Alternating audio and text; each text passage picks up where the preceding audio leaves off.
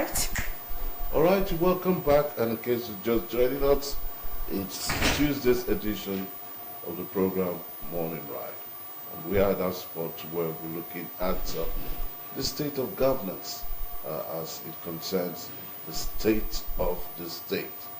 And joining us on that conversation is the Executive Assistant to His Excellency on Social Works. I'd like to welcome Honorable Bali Ehuve. Welcome you.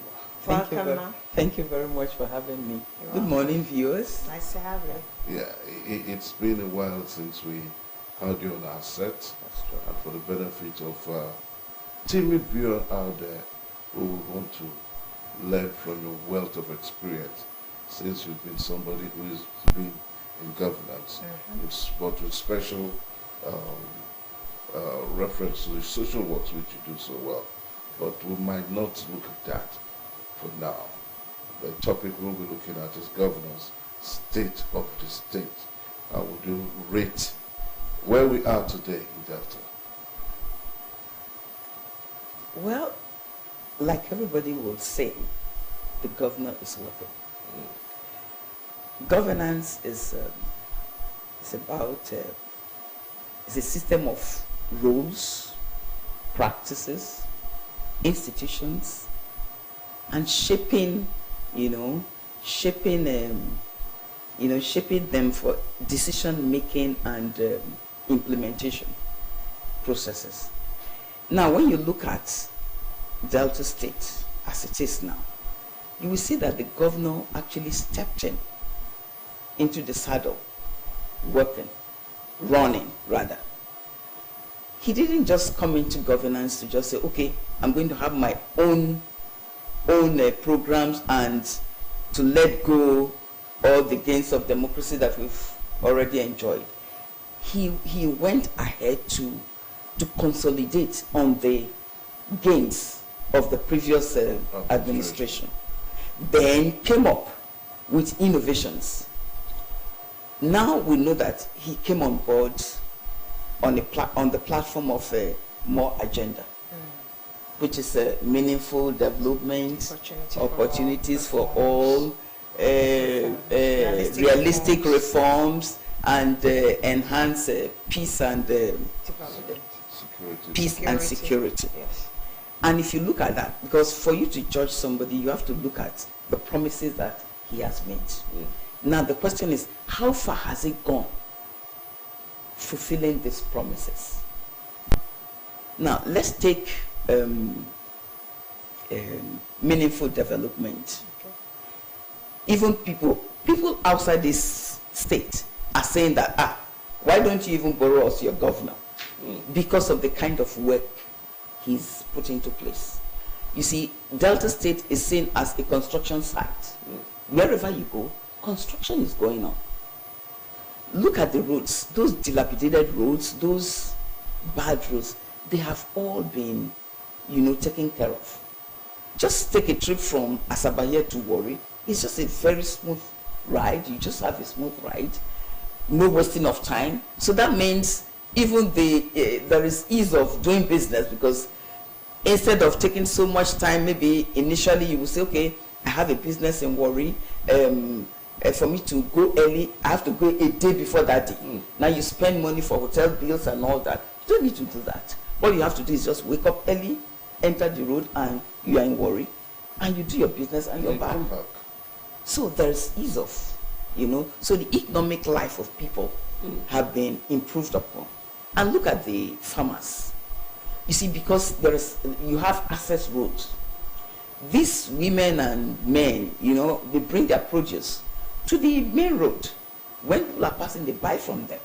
So that means making money. Okay? That is part of the governance. Now, apart from road infrastructure and all that, look at the schools. You see that there's a lot of renovations going on. Even new ones are being built.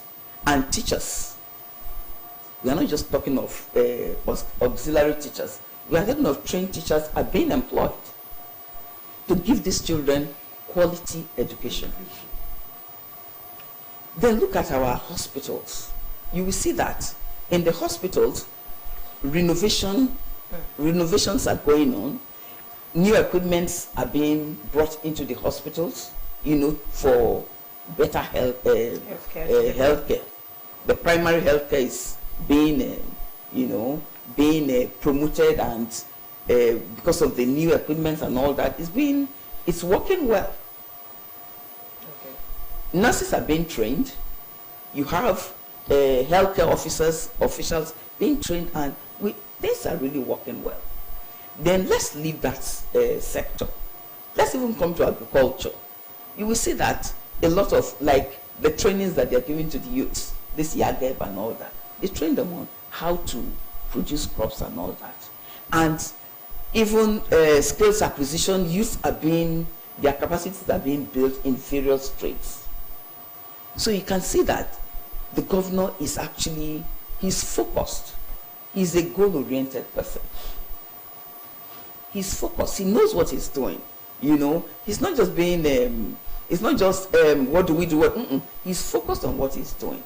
And we know that all this infrastructure they're making, you see that it carries people.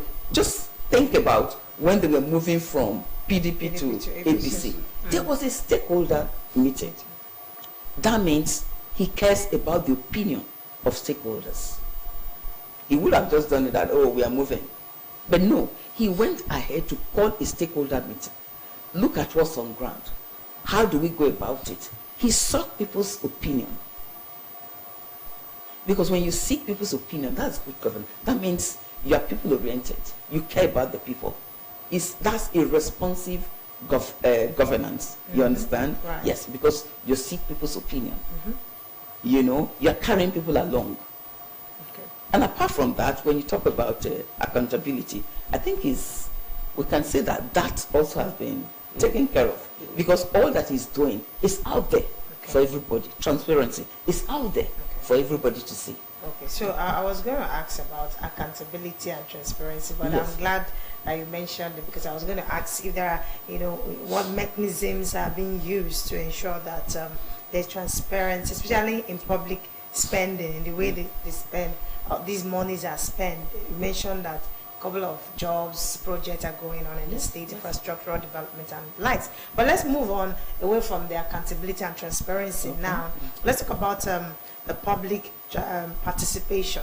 Now, to what extent are Delta State citizens involved in decision making? Not just the stakeholders now that you mentioned, the people, the citizens. In what extent do you think they are involved in decision processes at both the state and the local levels? Well, when we talk about decision makings, there is the decisions that everybody cannot just be involved in. You understand? But you see, when decisions are made, when you ask people's opinion about, look, this is a policy we want to bring to bear. What do you think about it? You seek people's opinion. That's the inclusivity we are talking about. People will now, talk about it. This is the way it should go. No, we don't like this. Yes, we like this. This is a good policy.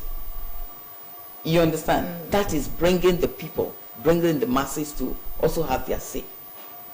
Okay. So I think that is going on in the budgeting, when they are doing their budgeting and all that. They invite stakeholders.